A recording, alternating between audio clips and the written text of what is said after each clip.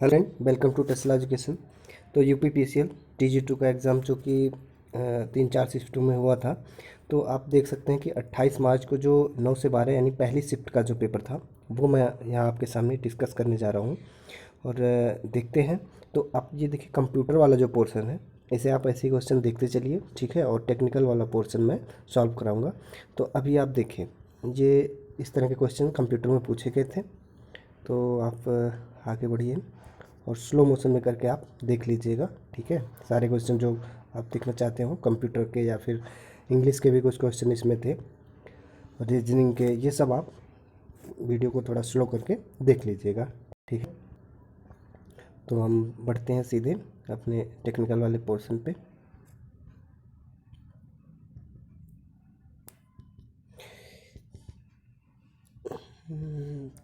ये हो गया आपका।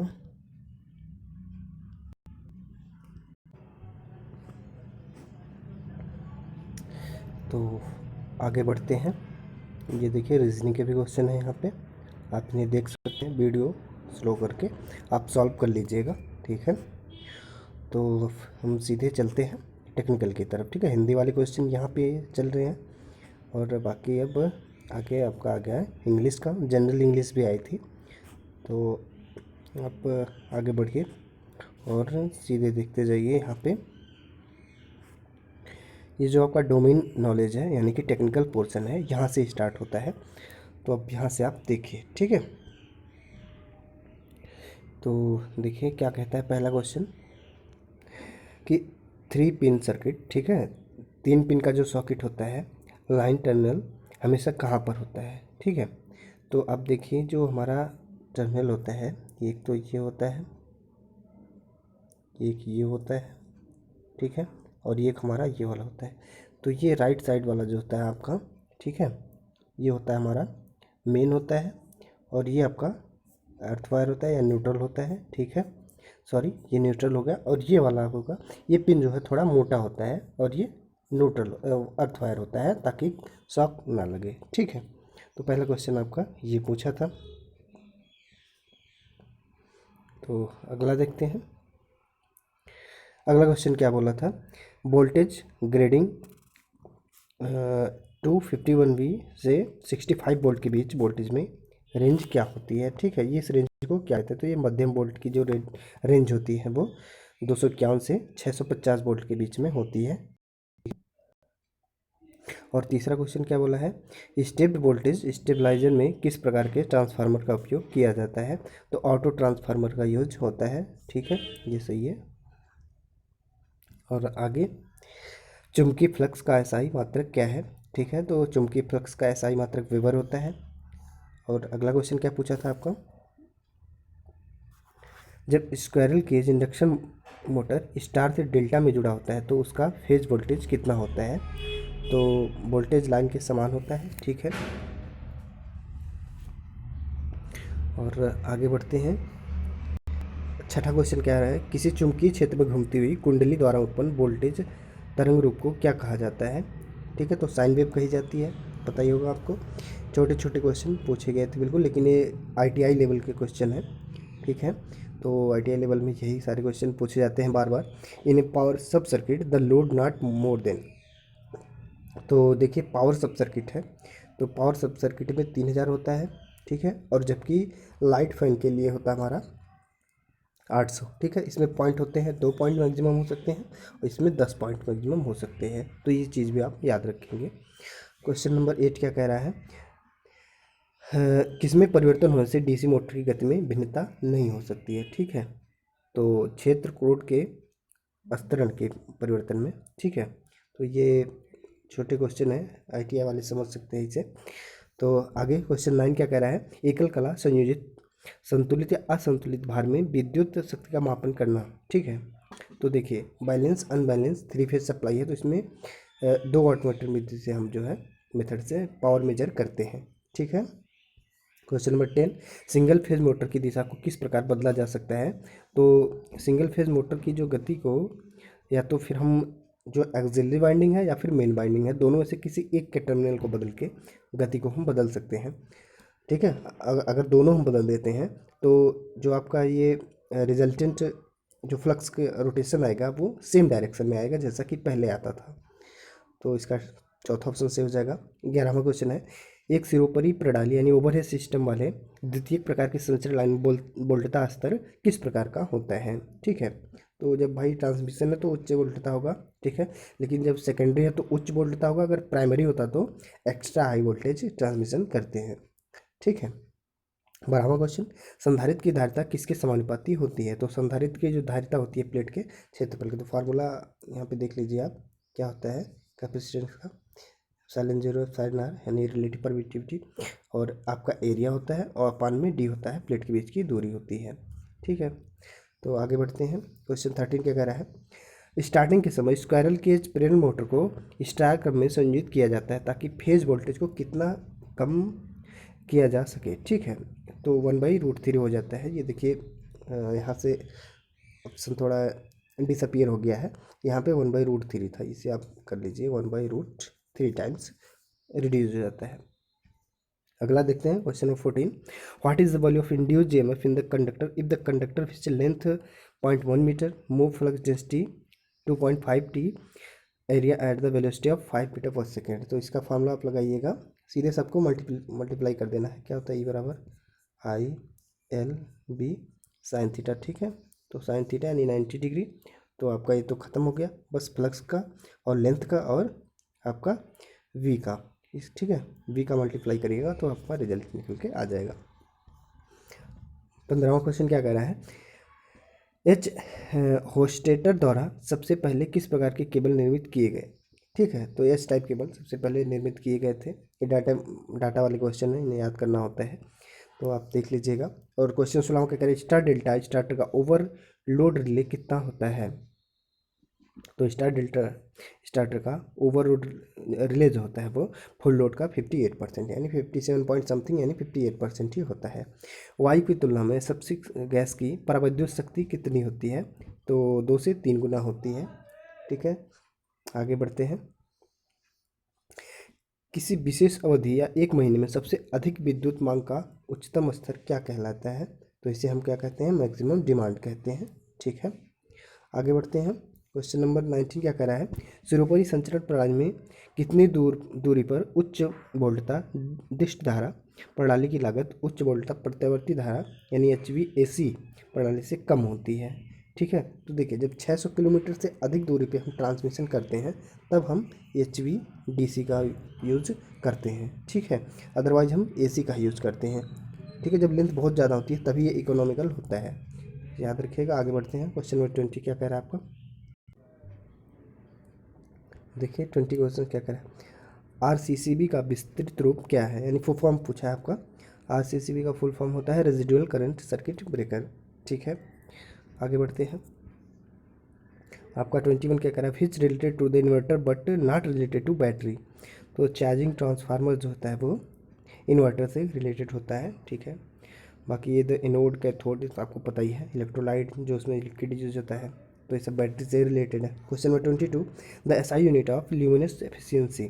तो ल्यूमिन पर वॉट होता है पता ही होगा, और ल्यूमिनस इंटेंसिटी की यूनिट होती है कैंडेला होती है, लक्स का आपका हो गया किसका, ल्यूमिनस फ्लक्स की यूनिट हो गई। ठीक है, आगे बढ़ते हैं। क्वेश्चन नंबर 23, एक उत्पादक केंद्र विद्युत ऊर्जा के उत्पादन के लिए बड़े स्तर पर जल की स्थिर ऊर्जा का उपयोग करता है, उसे किस रूप में जाना जाता है। तो ये देखिए आपका जल विद्युत ऊर्जा, ठीक है, हाइड्रो इलेक्ट्रिक पावर प्लांट होता है।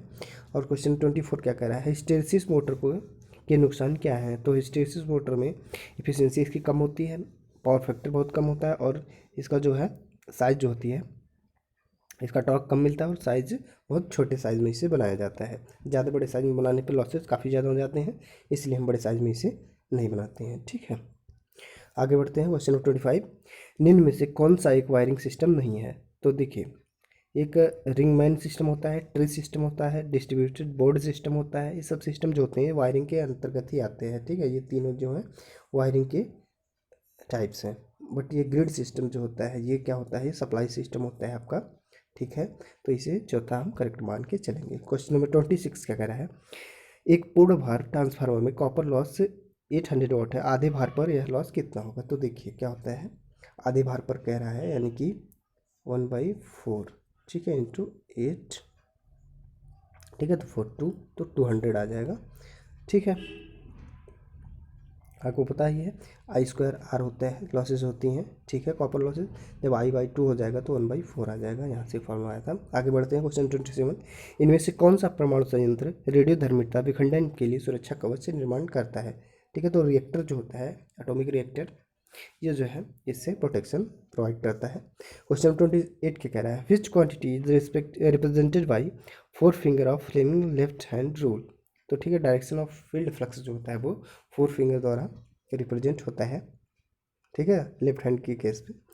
और क्वेश्चन नंबर 29 क्या कह रहा है, विद्युत मापक उपकरणों में स्प्रिंग नियंत्रण तंत्र में स्प्रिंग के तंत्र किसके बने होते हैं, तो देखिए जो स्प्रिंग बनाई जाती है कंट्रोल स्प्रिंग, वो फास्फर ब्रांच की बनाई जाती है, ठीक है, याद रखिएगा, कई बार एग्जाम में पूछा गया है, ये PPCL TG2 JEE, ठीक है, ये सभी एग्जाम में पूछ देता है, तो इसे आप याद रखिएगा। पोटेंशियल ट्रांसफार्मर किस प्रकार का ट्रांसफार्मर है, तो PT एक स्टेप डाउन ट्रांसफार्मर है, और वहीं पर अगर CT कहता तो ये स्टेप अप ट्रांसफार्मर होता है, ठीक है, क्योंकि इसमें देखिए प्राइमरी टर्न्स जो होते हैं वो ज़्यादा होते हैं, ठीक है, और सेकेंडरी टर्न जो होते हैं वो कम होते हैं, ठीक है। आगे बढ़ते हैं, क्वेश्चन नंबर 31 क्या कह रहा है, प्रत्यक्ष ऑनलाइन यानी डायरेक्ट ऑनलाइन स्टार्टर में किसका उपयोग किया जाता है, ठीक है, तो देखिए सुरक्षा प्राप्त करने के लिए इसमें सहायक संपर्क लगे होते हैं। आगे बढ़ते हैं क्वेश्चन 32, प्रदत्त प्रतीक को पहचाने, ये प्रतीक क्या डिनोट करता है, देखिए ये ग्राउंडिंग को डिनोट कर रहा है, देखिए यहाँ पे ये ग्राउंड है और यहाँ पे ये अर्थ कर दिया गया, एक तरह से अर्थिंग को ही रिप्रेजेंट कर रहा है।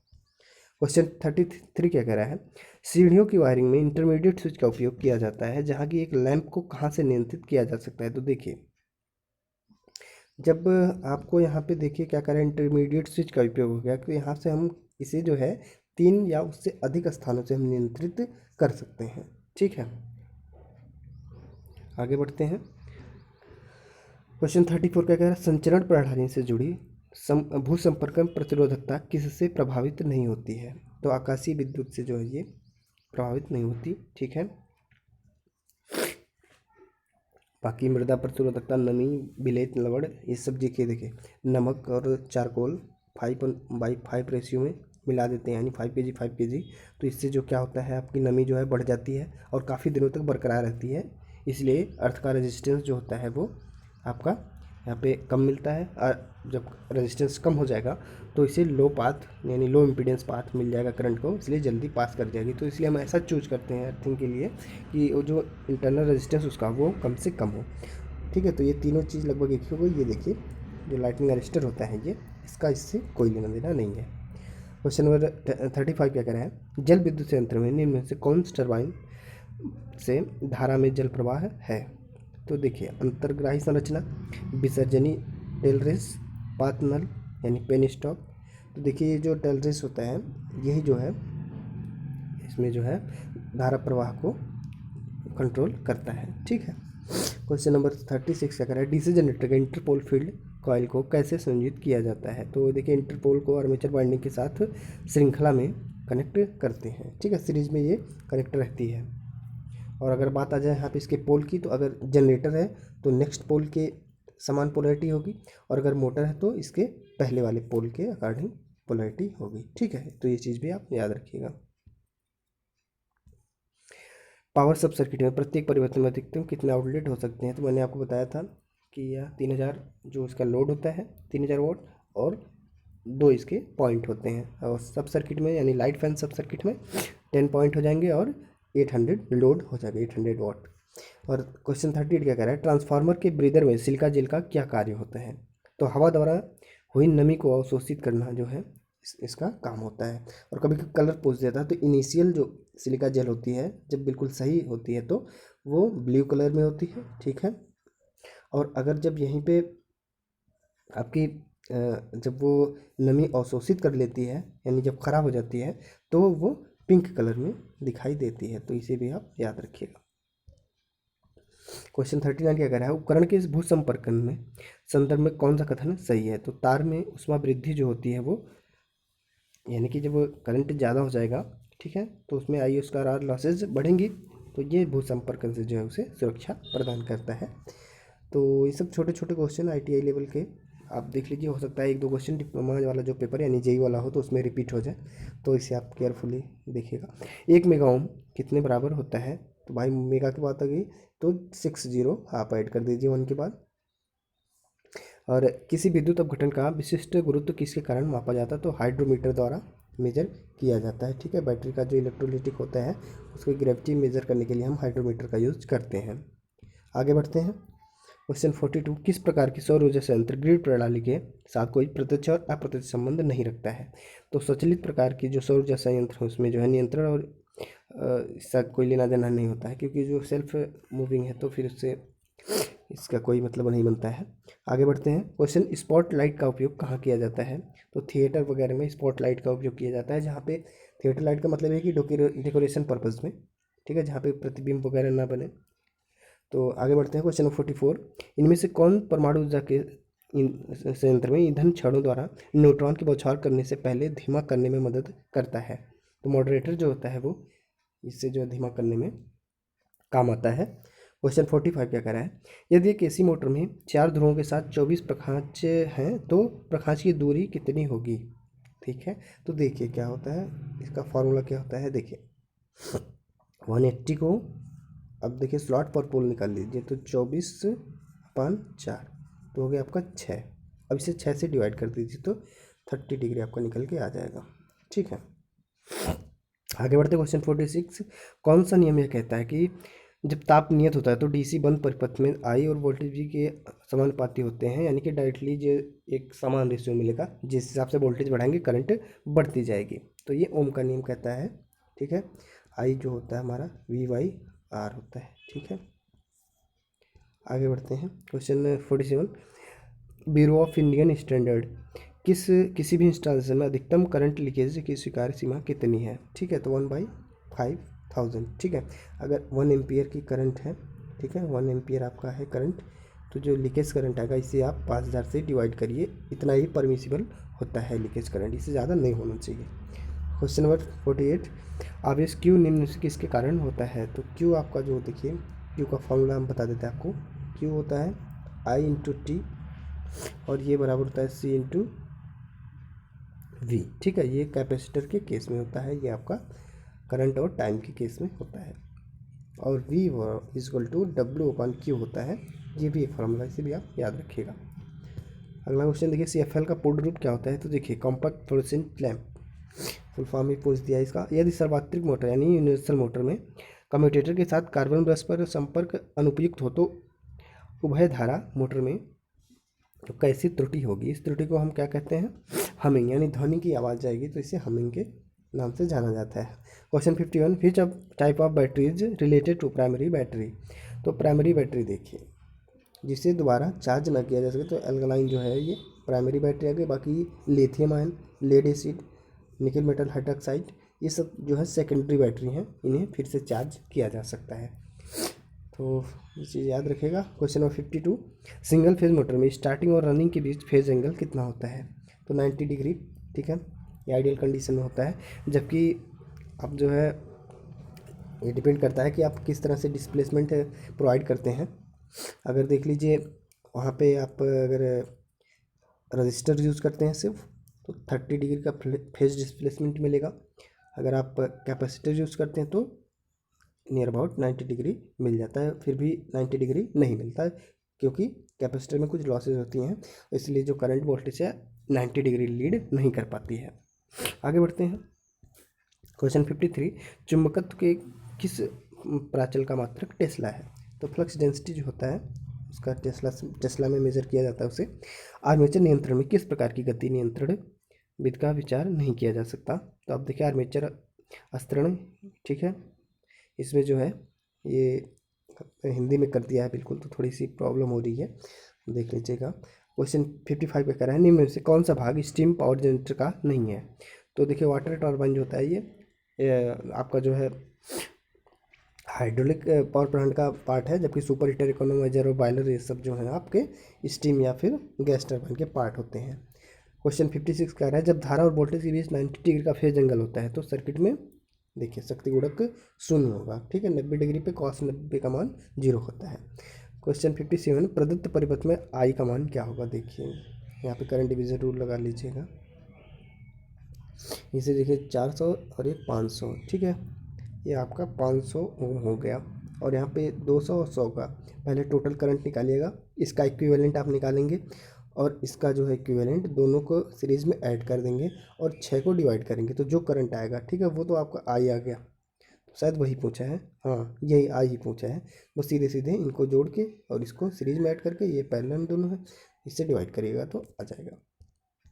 अगला क्वेश्चन 58, इनमें कौन सा प्रत्यावर्ती धारा परिपथ में प्रतिघाती शक्ति से संबंधित है?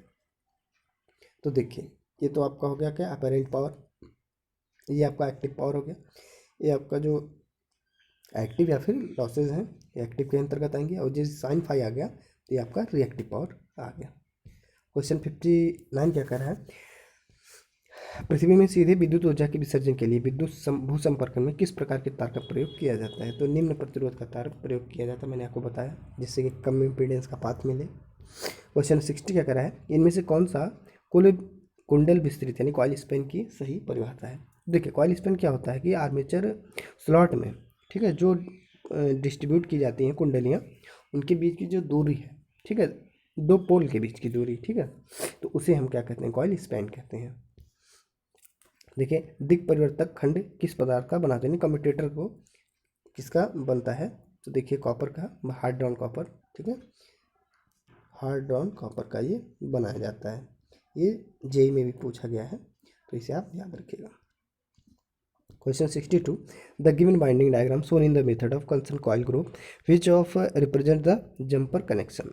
तो देखिए जंपर कनेक्शन, तो ये आइडिया वाले इसे समझ सकते हैं, तो ये वाई जो है दूसरा ऑप्शन सही है। क्वेश्चन 63, थ्री फेज प्रेरण मोटर का स्टेटर किसके समान होता है? तो देखिए थ्री फेज अल्टरनेटर के समान ही होता है बिल्कुल।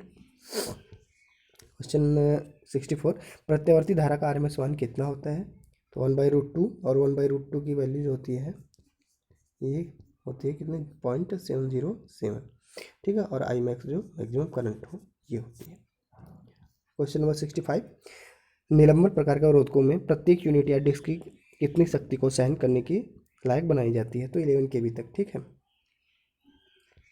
देखिए वायरिंग करते समय विसंभरणीय प्रतिरोध न्यूनतम कितना होना चाहिए? तो 1 मेगा ओम से कम नहीं होना चाहिए, कम से कम इतना होना ही चाहिए। क्वेश्चन 67, विद्युत और चुंबकत्व के बीच की अंतःक्रिया को क्या कहा जाता है? तो ये विद्युत चुंबकत्व कहा जाता है।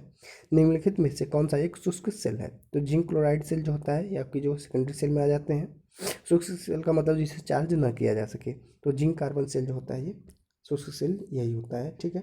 ये जिंक जो होती है ये निगेटिव प्लेट होती है यानी कि कैथोड, ठीक है, और जो पॉजिटिव प्लेट होती है वो एनोड होती है, वो कार्बन की रॉड होती है। क्वेश्चन नंबर 69, परिच्छेद यानी सेक्शनों के लिए किस प्रकार के सिरोपरी लाइन का आधार उपयोग किया जाता है? यह लाइन कुछ अनुमत विचलन के साथ सीधी चल रही है जो आमतौर पर 45 डिग्री से अधिक नहीं होती, ठीक है, तो कोण बेस यानी कोणाधार कहते हैं, एंगल बेस। क्वेश्चन 70 क्या करा है, 3 फेज स्टार कनेक्टेड 4 तार प्रणाली संतुलित भार में निष्क्रिय अवस्था में धारा का मान कितना होगा? तो 0 होगा, ठीक है, बैलेंस कंडीशन में 0 करंट होगा। यूपीएस का फुल फॉर्म तो अनइंटरप्टेड पावर सप्लाई होता है। क्वेश्चन 72, एक स्थिर चुंबकीय क्षेत्र में चालक के संचालन के कारण प्रेरित ईएमएफ को क्या कहा जाता है? तो ठीक है, डायनेमिक इंड्यूस्ड ईएमएफ कहा जाता है यानी गतिशील। Question 73, single phase capacitor start motor का रोटर जब निर्धारित गति का 70-80% गति प्राप्त कर लेता है तब उसे स्टार्टिंग वाइंडिंग से वियोजित किया जाता है, ठीक है, तो अबाउट 70-75% स्पीड पर डिस्कनेक्ट करते हैं। क्वेश्चन 74, उत्तेजित डीसी जनरेटर में अवशिष्ट चुंबकत्व किस पर उपलब्ध होता है? तो ये क्षेत्र कुंडलन पर, ठीक है, फील्ड वाइंडिंग, इसी से जो है हम एक्साइट करते हैं। तो क्वेश्चन 75, अल्टरनेटर पर क्या अंकित होता है? तो ये केवीए रेटिंग, ठीक है, केवीए एमवीए में अल्टरनेटर को डिनोट किया जाता है, जबकि डीसी जनरेटर को किलोवाट में और डीसी मोटर को हार्स पावर यानी एचपी में डिनोट करते हैं।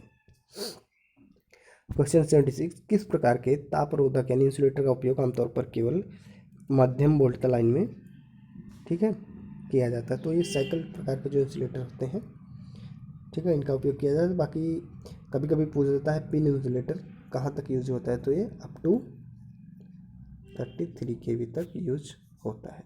ठीक है। 3 फेज प्रेरण मोटर का वर्गीकरण किस आधार पर होता है, तो रोटर की संरचना के आधार पर किया जाता है। आगे बढ़ते हैं 78, भूमिगत कंड्यूट पाइप वायरिंग में कौन और क्या कहा जाता है। ठीक है, तो ये देखिए कंड्यूट पाइप जो होती है ग्राउंड वायरिंग में, तो इसे जो है डक्ट वायरिंग के नाम से भी जाना जाता है। क्वेश्चन 79, निम्नलिखित में कौन सी प्रतिरोधक सामग्री ई वर्ग के प्रतिरोधन संबंधित है, तो चमड़े का पेपर जो होता है वो ई कैटेगरी में आता है। देखिए क्या होता है ई कैटेगरी, ये देखिए कैटेगरी ऐसे डिवाइड की गई है, Y A E B F H C. ठीक है, वाई जो होता है अप टू 90 डिग्री तक होता है, ये 110 डिग्री तक होता है, 120 130, ठीक है इस तरह से, और ये 180 डिग्री के ऊपर के लिए सी कैटेगरी में आता है, जो सबसे मैक्सिमम टेम्परेचर वियर कर सकता है। ठीक है। क्वेश्चन 80, ये देखिए 4 ध्रुव का एक अल्टरनेटर है जो 1500 आरपीएम गति से चल रहा है, तो इसकी फ्रिक्वेंसी क्या होगी। ठीक है, तो 120 एफ अपॉन पी यानी 4 दिया है, तो ये 1500 आरपीएम है। ठीक है, तो एफ़ की वैल्यू निकालनी है आपको, तो देखिए ये क्या होगा 30 हो गया, 0 से 0 कैंसिल कर दीजिए, ये 5, तो 50 हर्ट्ज आपका निकल के आ जाएगा। Question 81, which type of winding wire is used for submersible pump motor. ठीक है, सबमर्सिबल के लिए कौन सा, तो PVC converted copper wire use होता है। ठीक है, इंसुलेशन जो है पीवीसी यूज होता है। क्वेश्चन 82, भारतीय मानक ब्यूरो यानी ब्यूरो ऑफ इंडियन स्टैंडर्ड के अनुसार डीसी आपूर्ति के धनात्मक, ऋणात्मक और उदासीन तार का रंग कैसा होता है, तो देखिए धनात्मक का लाल होता है, और न्यूट्रल के लिए कौन सा होता है, काला होता है, और हरा होता है आपका अर्थ वायर के लिए। ठीक है, इंपॉर्टेंट क्वेश्चन है, इसे याद करिएगा। क्वेश्चन 83 क्या कह रहा है, जल विद्युत संयंत्र में बाढ़ नियंत्रण करने और जलाशय से अतिरिक्त पानी निकालने के लिए किसका उपयोग किया जाता है। ठीक है, तो स्पिलवे का यूज होता है। ठीक है, हाइड्रो इलेक्ट्रिक पावर प्लांट में जलाशय से अतिरिक्त पानी निकालने के लिए स्पिलवे का यूज होता है। क्वेश्चन 84, बिजली के एक ट्रांसफार्मर में आयरन लॉस और कॉपर लॉस बराबर है, तो ट्रांसफार्मर की दक्षता मैक्सिमम होगी। ठीक है, आपको पता ही होगा। और यहाँ पे अगर पूछ दे पावर ट्रांसफार्मर, तो ये लगभग फुल लोड के लिए, ठीक है, जनरेट किए जाते हैं, मैक्सिमम एफिशिएंसी लगभग फुल लोड पे आती है। और वहीं अगर डिस्ट्रीब्यूशन ट्रांसफार्मर को पूछते तो ये लगभग 50% लोड पर ये मैक्सिमम एफिशिएंसी देते हैं। ठीक है। क्वेश्चन 85, केबल बिछाने के दौरान न्यूनतम बंकन क्या होगा, तो ठीक है 12, ठीक है 20D, ठीक है जो डायमीटर है, और इसे आप जो है याद रखिएगा, ये डाटा है, पूछ देता है कभी कभी। क्वेश्चन 86, निम्न गति गुणांक पर 3 कला प्रणाली में सक्रिय शक्ति को मापने के लिए किस प्रकार के वाट मापी का उपयोग किया जाता है। ठीक है, तो LPF यानी लो पावर फैक्टर वाट मापी का यूज किया जाता है। क्वेश्चन 87, 35 मात्रक तार गेज यानी स्टैंडर्ड वायर गेज वाले ताम्र तार का फ्यूज निर्धारण 5 एम्पीयर है, तो समांतर में एक साथ रखे गए ऐसे तार के 3 लड़ियों में कितनी धारा होगी। ठीक है, तो 3 है तो 5 × 3 तो 15 हो जाएगा। ठीक है। Question number 88, which of the following is the considered in the demerit of concentric winding. तो देखिए कंसेंट्रिक वाइंडिंग जो होती है वो EMF रिड्यूस कर देती है। ठीक है, ये भी याद रखिएगा। लेकिन ऑप्शन में देखिए क्या है, स्किल लेबर है required to insert the coil of the slots. ठीक है, यहाँ पे तो ये दूसरा रीज़न दिया है कि इसमें जो है स्किल पर्सन की ज़रूरत पड़ती है।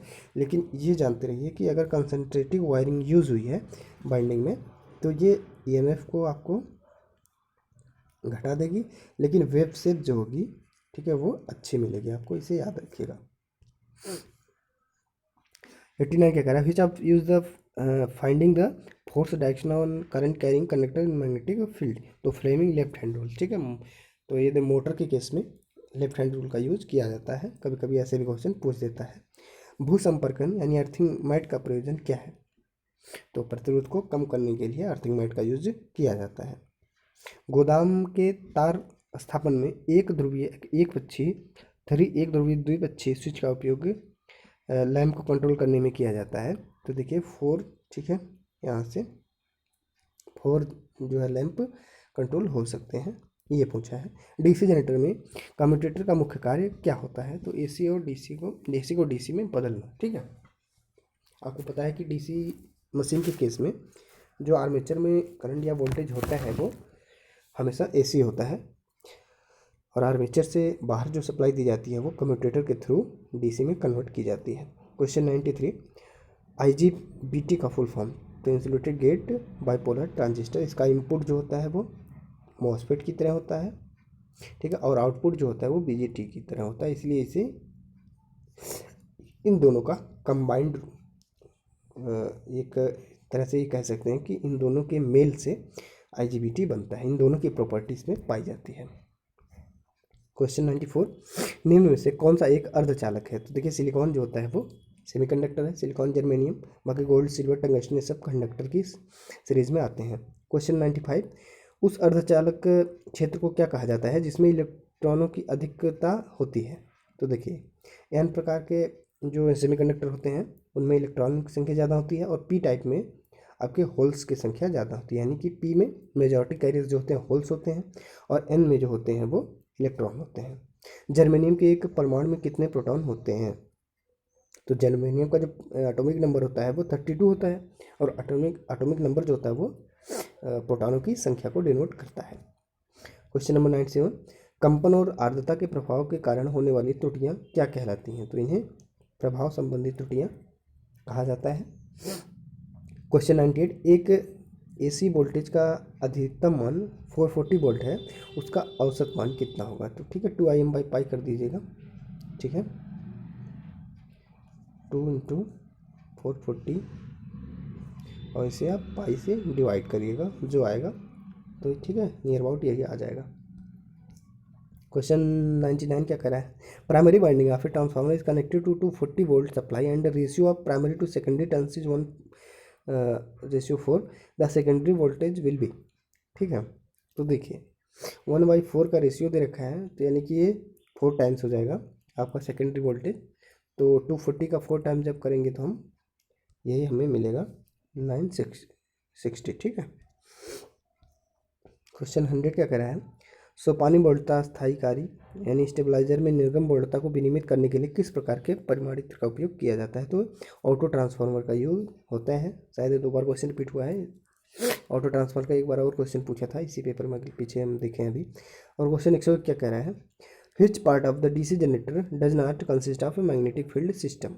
ठीक है, तो आर्मेचर कोर जो होता है वो जो मैग्नेटिक फील्ड सिस्टम से इंडिपेंडेंट होता है। आगे बढ़ते हैं। 102, 3 फेज प्रणाली में बाइंडिंग कॉइल्स के बीच के फेज अंतर कितना होता है? ठीक है, तो 120 डिग्री होता है। ठीक है, 3 फेज के लिए तो 120 डिग्री, लेकिन यहीं अगर 2 फेज की बात करें तो क्या हो जाएगा 90 डिग्री। ठीक है, आगे बढ़ते हैं। क्वेश्चन 103, विद्युत उपकरणों की स्थापना के समय फ्यूजों को हमेशा किस में जोड़ा जाता है? तो फ्यूज को हमेशा केबल के फेज में जोड़ा जाता है, मतलब जो हमारा फेज वायर होता है, ना कि न्यूट्रल और अर्थ में। क्वेश्चन 104, यूरेनियम का परमाणु क्रमांक कितना होता है? तो यूरेनियम का जो होता है वो 92 होता है। बिजली का सामान यानी स्विच सॉकेट ये सब जो होते हैं वो किसके बने होते हैं? तो ये ब्रास के यानी पीतल के बने होते हैं, क्योंकि इसमें जो है कोरोजन की प्रॉब्लम बहुत कम होती है। ठीक है, याद रखिएगा इसे।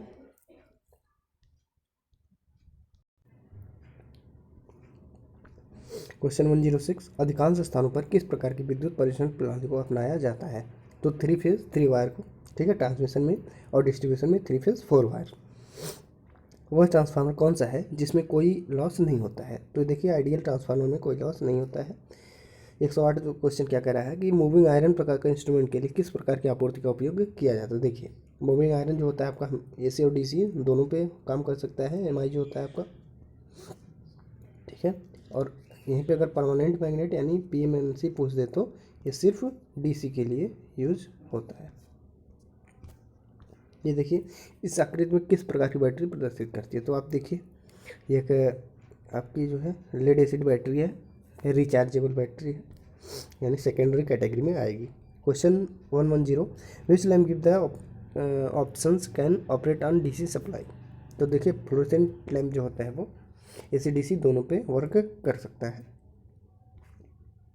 क्वेश्चन 111 यानी कि 111 क्या कह रहा है? प्रदत्त परिपथ संयोजन आरेख द्वारा किस प्रकार की विद्युत मापन किया जा सकता है? तो देखिए, प्रेशर कॉइल, करंट कॉइल, आप देख सकते हैं कि एक एकल वाट मापी द्वारा प्रतिघाती शक्ति मेजर कर रहा है। ठीक है, क्योंकि देखिए इसमें प्रेशर कॉइल को पहले और तीसरे के बीच में कनेक्ट किया गया है और एक रेजिस्टेंस भी लगाया गया है इसमें, और करंट कॉइल को तीसरे फेज में यानी कि सेकंड वाले फेज में ऐड किया गया है, तो इसलिए ये रिएक्टिव पावर मेजर करेगा। क्वेश्चन नंबर 112, निम्न में कौन सी एक आदर्श ट्रांसफार्मर की विशेषता नहीं है? तो 50% कॉपर लॉस, हमने आपको भी पहले बताया था कि आइडियल टीएफ में जो होता है, ठीक है, उसमें किसी भी प्रकार की कोई लॉस नहीं होती है। ठीक है, नो लॉस। आगे देखिए क्वेश्चन नंबर 113, भारतीय मानक ब्यूरो भूसंपर्क प्रणाली की डिज़ाइन, स्थापना और गणना के लिए किस कोड का उपयोग किया जाता है? तो ये जो भूसंपर्क में कोड यूज होता है वो कौन सा होता है? 3043 होता है, इसे याद रखिएगा, इंपॉर्टेंट है। क्वेश्चन 114, किस प्रकार के अर्धचालक पदार्थ को शुद्ध अर्धचालक के रूप में जाना जाता है? तो देखिए, इंट्रिंसिक सेमीकंडक्टर जो होते हैं जिसमें डोपिंग नहीं की जाती है वो शुद्ध अर्धचालक होते हैं। ठीक है, और जब डोपिंग कर दी जाती है तो उनकी कंडक्टिविटी थोड़ी बढ़ जाती है। ठीक है, और क्वेश्चन 115, ध्रुव क्रोड को अवलंब देने के लिए डीसी जनित के किस पुर्जे का उपयोग किया जाता है जो मशीन के आंतरिक पुर्जों को आंतरिक सुरक्षा प्रदान करता है? तो जो योक होता है वो सबको जो है समेटे रहता है और ये प्रोटेक्शन प्रदान करता है। Question 116, which is the disadvantage of bridge rectifier? देखिए, number of diode high that the half wave rectifier, इसमें जो है 4 डायोड रिक्वायरमेंट होती है, बाकी आपके जो ये सेंटर टेप वाला होता है उसमें 2 डायोड ज़रूरत होती है, और जो सिंगल वो हाफ वेव होता है उसमें 1 डायोड की ज़रूरत पड़ती है। क्वेश्चन 117, 3 फेज प्रेरण मोटर में प्रति फेज कुंडलियों की संख्या कितनी होती है? ठीक है, तो कुंडलियों की कुल संख्या को हम फेजों की संख्या से डिवाइड कर देते हैं तो हमें मिल जाती है। और ये देखिए question number 118, 3 phase induction motor में जो घूर्णन की दिशा कैसे परिवर्तित की जाती है? तो किन्हीं 2 फेजों के अगर हम चेंज कर दें तो जो रोटेशन होता है वो चेंज हो जाता है। Question 119, the power phase move in both direction forward and reverse, the circuit is called. ठीक है, तो ये रिएक्टिव पावर। ठीक है, आगे बढ़ते हैं। क्वेश्चन 120, विशिष्ट प्रतिरोध के व्युत्क्रमों के बीजीय योग द्वारा किस प्रकार के संयोजन पर व्युत्क्रम समतुल्य प्रतिरोध दिया जाता है? तो समांतर जुड़ा हुआ संयोजन। ठीक है, अगला क्वेश्चन क्या कह रहा है? स्टार डेल्टा स्टार्टर में कितने कनेक्शन टर्मिनल होते हैं? तो इसमें जो है 6 टर्मिनल निकलते हैं स्टार और डेल्टा में, आपको पता ही होगा। क्वेश्चन नंबर 122, गलत संयोजन विधि द्वारा मापी जा रही विद्युत मात्रा के प्रभाव को क्या कहा जाता है? तो मानवीय त्रुटियां यानी human errors. Question 123, DC motor की गति बढ़ाने में कौन सा प्राचल बढ़ता है? ठीक है, तो बैक ईएमएफ जो आपका डायरेक्ट जो है ईबी प्रोपोर्शनल टू एन, यानी स्पीड के डायरेक्टली प्रोपोर्शनल होता है, इसलिए ईएमएफ बढ़ जाता है। किस प्रकार का डायोड एक विशेष धारा में वोल्टता को नियंत्रित करता है? तो जीनर डायोड जो होता है ये वोल्टेज रेगुलेटर के काम की तरह यूज होता है। क्वेश्चन नंबर, और रिवर्स वाइस में यूज होता है, याद रखिएगा। क्वेश्चन 125, ट्रांसफार्मर के शीट्स पर लगे ड्रम के आकार की संरचना जिसमें तेल स्तर का संकेत दिखता है क्या कहलाती है? तो कंजर्वेटर होता है वो। ठीक है, जब टेम्परेचर बढ़ जाता है तो ऑयल जो है फैलता है, तो ऊपर की तरफ पूरे टैंक में फैल जाता है, और जब प्रेशर रिड्यूस हो जाता है तो फिर वो ऑयल नीचे चला आता है। आगे बढ़ते हैं। क्वेश्चन 126, प्रेरित विद्युत वाहक बल यानी ईएमएफ स्वयं को उत्पन्न करने वाली विद्युत बल का विरोध करता है, ये किसका परिभाषा होता है? ये फैराडे लेंज का नियम है। देखिए क्या होता है, E minus N D I upon D T होता है। ठीक है, तो ये जो निगेटिव साइन आता है वो लेंज के रूल से आता है। अगला question 127, the total demand in a month divided by number of days the time period called. ठीक है, एवरेज डिमांड। ठीक है, क्वेश्चन 128, शक्ति गुणांक का अधिकतम मान कितना होता है? तो यूनिटी होता है। इनमें कौन सी परिणामी अंतराल यानी पिच को परिभाषित करता है? तो आर्मेचर चालक के संदर्भ में एक कुंडलन के प्रारंभ और अगले कुंडलन के प्रारंभ के बीच की दूरी जो होती है वो पिच कहलाती है। निकल आयरन सेल का विद्युत अपघट्य कैसा होता है? तो ये पोटेशियम हाइड्रोक्साइड 21% विलयन यूज होता है इसमें। निम्नलिखित आकृति में प्रदत्त डीसी जनरेटर के पुर्जे की पहचान करें। तो आप देख सकते हैं कि यह एक आर्मेचर क्रूड को दर्शाया गया है इसमें, और जो स्लॉट दिख रहे हैं इसमें बाइंडिंग की जाती है आपकी। क्वेश्चन 132 क्या कह रहा है? दो अल्टरनेटर के तुल्यकालन के लिए कौन सी शर्त आवश्यक है? तो वोल्टेज, आवृत्ति और फेज अनुक्रम समान होना चाहिए। ठीक है।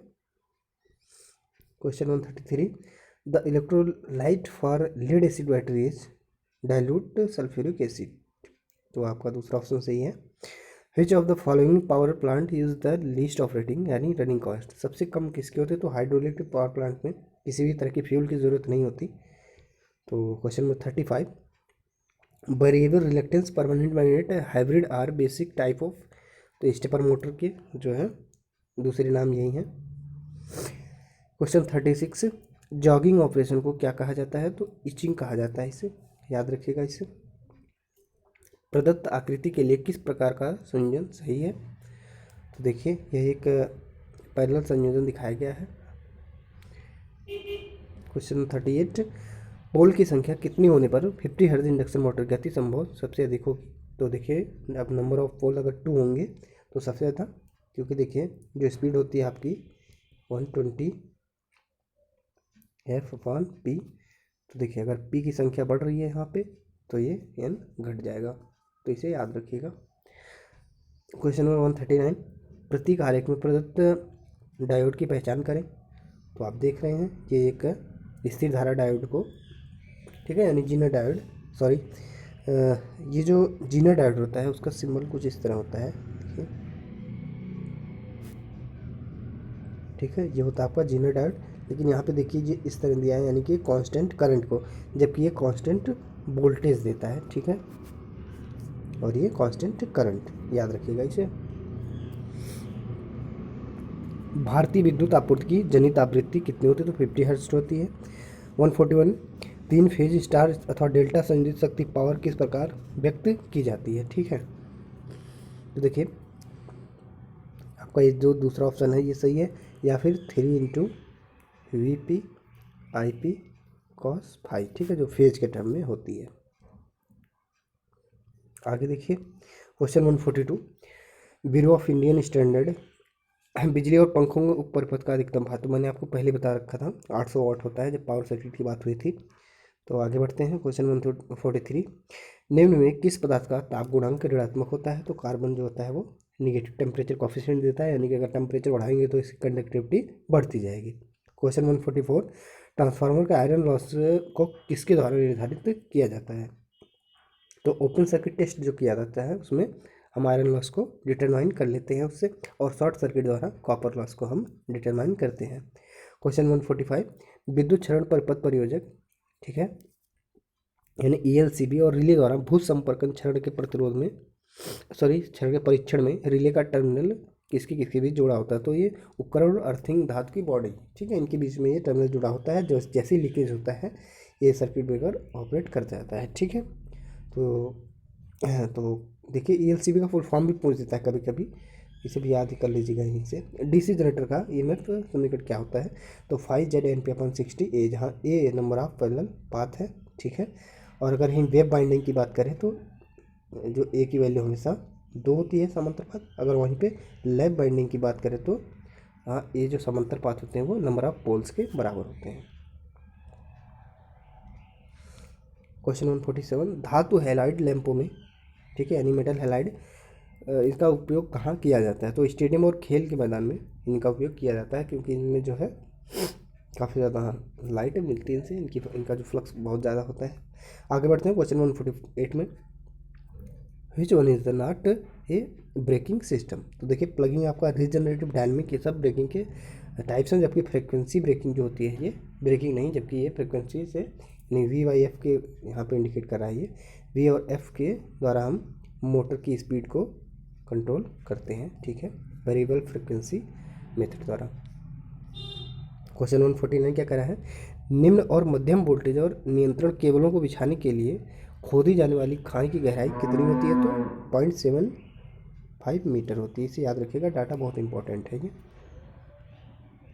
क्वेश्चन 150 क्या करा है, ताम्र हानि में किस प्रकार की हानियाँ मानी जाती हैं, तो ये ब्रश संपर्क प्रतिरोध हानि इसके अंतर्गत आती है, जबकि ये घर्षण हानि जो आपकी जो मैकेनिकल लॉसेस के अंतर्गत आती है।